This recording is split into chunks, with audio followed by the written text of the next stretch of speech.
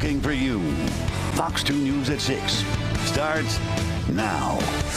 Hello and welcome to the HD show. We want to start with this. Detroit police are on the hunt for 8 suspects accused of attacking a rideshare driver. Yeah, police say after he refused to give the group a ride, things then got worse. Fox 2's Tanisha Cordell joins us live with a look at what happened.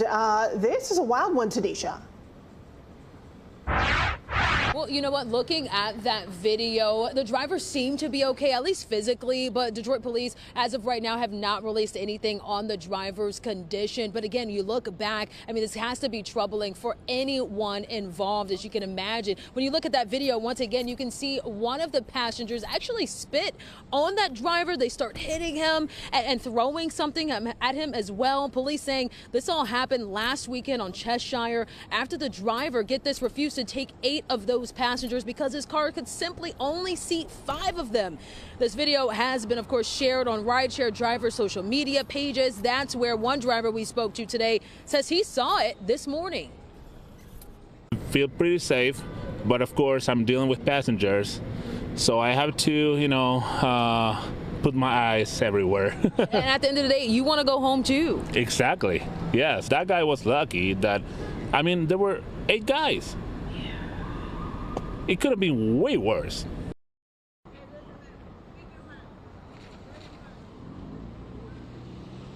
Well, Detroit police offering a $500 reward to anyone with information that can help solve this case. If you have anything that you can offer up or you know anything at all, call 1-800-SPEAK-UP. Hilary?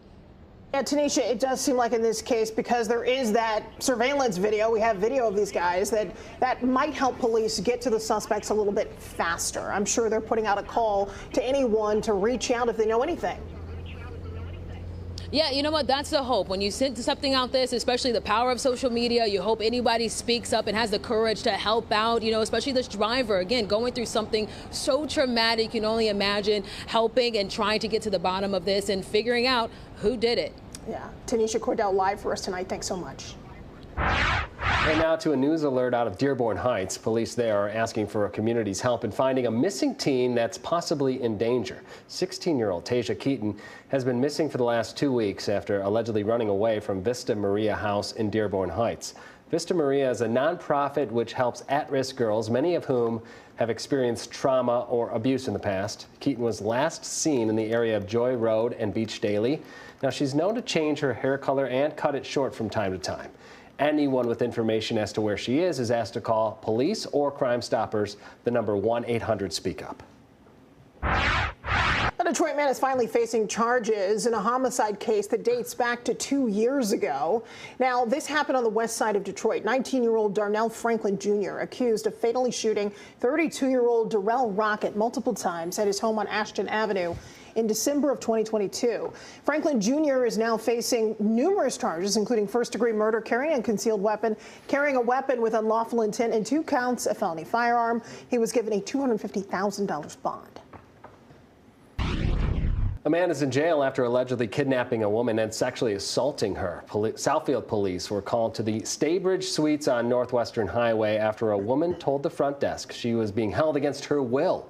The victim told police 37-year-old Victor Reese sexually assaulted her at gunpoint and forced her to use cocaine. Police say the two recently rekindled the relationship after a breakup.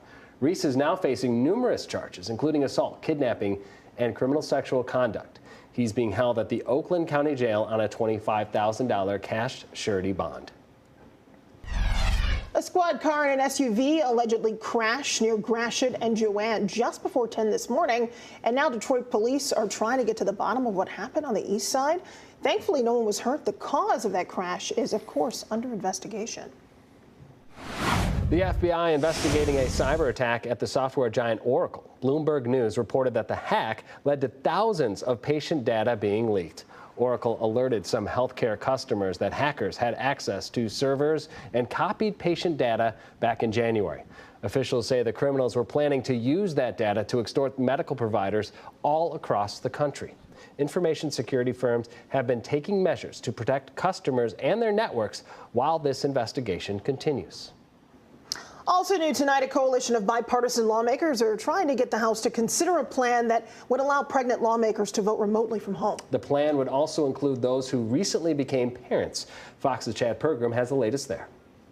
The House allowed remote voting during the pandemic. As a member designated by Mr. Bishop of Georgia. Democrats argued it was for social distancing and hard for elderly or sick members to travel. The backlash we got from Republicans on this was insane.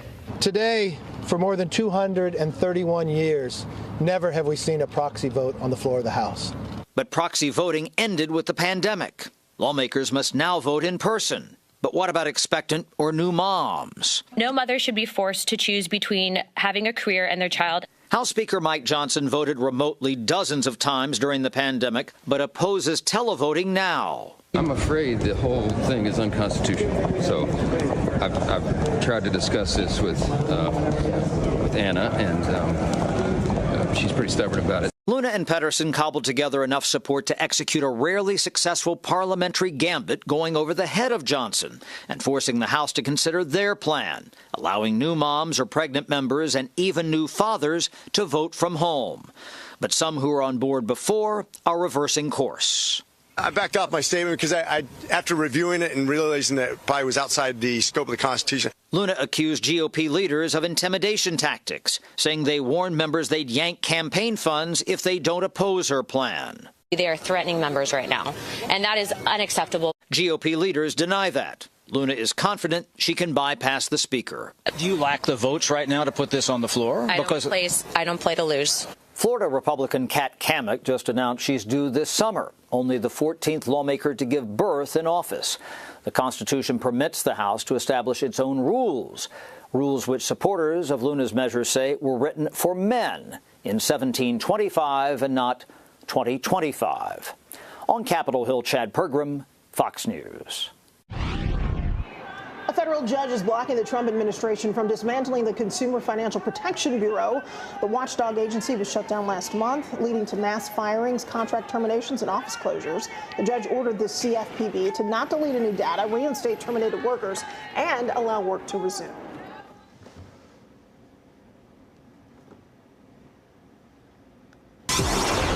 All right, turning to weather now. Derek Kepler here. It's very Michigan spring-like out there. Yeah, this week has been a very Michigan week, hasn't it? It's like it was cold earlier in the week. It snowed. We saw some snowflakes. And then it was 70 yesterday. That's right. Of course. And it seems like the April showers, they're getting a little bit of an early start. Yeah, they really are. I mean, it's been on and off wet today. It's going to get, I think, a bit more wet overnight tonight. And then we have the potential for some very heavy rain tomorrow as some stronger thunderstorms do roll in. So the timeline matters. Let's get to it, and we'll show you what's happening outside first right now.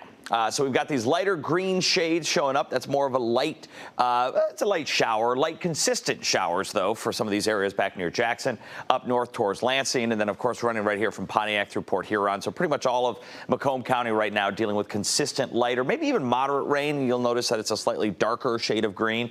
That implies more on the heavier side of light, but not as heavy to get towards that moderate or heavy. So it's just a little bit more intense than the earlier showers that we saw. It's a very interesting day across the state, I'll tell you that much, because we've got some very cold air off to the north, and a dangerous ice situation is setting up in northern Michigan right now, extending through a lot of Ontario, Canada. In fact, really all the way through like the Niagara Falls area and farther east of that, this line continues to spread of freezing rain. So the colder temperatures are up north. We are not in the colder temperature zone. We'll talk about those temperatures in just a second, but it's all due to the placement of a warm front, and the warm front has lifted into mid-Michigan. So they're dealing with some milder numbers, but the colder air is just north of that, which is why the precipitation that they are seeing is more winter-like, whereas our precipitation is certainly more spring-like. All right, let's talk about the timeline for some stronger weather tomorrow. You're looking at 11:30 Sunday morning. We do have rain that will continue overnight. It's going to be wet to start Sunday, but we will have an afternoon break. I want you to keep your eyes right here from Milwaukee through Chicago as those storms get stronger and move through. The window for them is going to be between around 5 p.m. and 9 p.m. It's going to be a window of some potentially strong to maybe even severe weather. And when I say severe weather, what I mean by that is the potential for some heavy downpours. Yes, gusty winds of 60 miles an hour. Sure, power outages are possible. And then large hail looks like one of the major threats there, up to nearly 1 inch. Threat of a tornado is low. The atmosphere itself doesn't have a ton of rotation or spin to it, but there is a tiny bit. So there is that chance we could see an isolated tornado. Heavier rain, though, this could pick up, anywhere between ½ an inch to 1 inch of water, so keep an eye out for that. A little bit of a break in the rain out there downtown. Looks pretty good, but the rain will likely come back as we head through the evening and nighttime hours. You see those 90% chances as we get close to midnight. There's the warm front right there. Grand Rapids is 46. Detroit is 67. Flint and Lapeer are 47 degrees, so a 20-degree difference between Metro Airport and Flint. That's not that long of a distance there, so that warm front, very stark out there through the state of Michigan. 69 for tomorrow. It will once again be mild. Then the colder air will come in Monday afternoon. We drop down to 29 degrees, meaning some ice is likely to form Monday night into Tuesday. As of now, opening day, the home opener, that is, on Friday, looks pretty good. 57 degrees with partly sunny skies. You can always check that by downloading the free Fox 2 Weather app. Head over to the App Store, search the phrase Fox 2 Weather. Keep an eye on that weekly forecast as well as any alerts if the weather gets severe tomorrow. Dave? Dick, thank you very much. More than 1,000 sneaker collectors and enthusiasts getting laced up for one of the biggest sneaker and streetwear events located in the Midwest. Yeah, this is Michigan's Sneaker Exchange, celebrated its 12th year today with more than 20,000 shoes filling the halls of the Oakland Expo Center. Fox 2's Scott Wolchek was checking it out. From classic Air Jordans to Yeezys to what some people call dad shoes and everything in between. Get laced up. It's the Michigan Sneaker Exchange. This is the best event in the Midwest, hands down. It really brings the community together. It's the largest buy, sell, and trade event in Michigan. Jake Schreier's been hosting it for 12 years. Over 1,000 sneakerheads flocking to Oakland Expo Center in Waterford to check out more than 20,000 pairs of shoes. I love the culture. I love how it brings all the people in the sneaker community together. You might even say some of these sneakers are out of this world. This is the Travis Scott Air Force One. These came out a few years ago. Okay. Super limited, super sought after. And some of these can get pricey, like this retro collab between Air Jordan and Doernbecher. How much does this shoe go for? Anywhere from $2,000 to $3,000 if you can track them down. Others on the cheaper end. We got to support our Lions, right? So I would say these are definitely up there. You can rock these on a game day. You can rock these to the gym. So these are probably one of my more favorite ones I've got out of the bunch. It's a safe spot to buy, sell, and trade. The sneakers are authenticated through the CheckCheck app. As you can see here, you can come into the app, choose sneakers, and then you'll go to whatever brand you're looking for. You know, we'll go with Jordan for today. And maybe tomorrow we'll go for these Kobe Grinches. In Waterford, Scott Wolchek, Fox 2 News. One of the things that we think is getting away from our younger generation is how do we look in the morning? If you feel good, you look good, and you'll come out, you know, you'll perform good.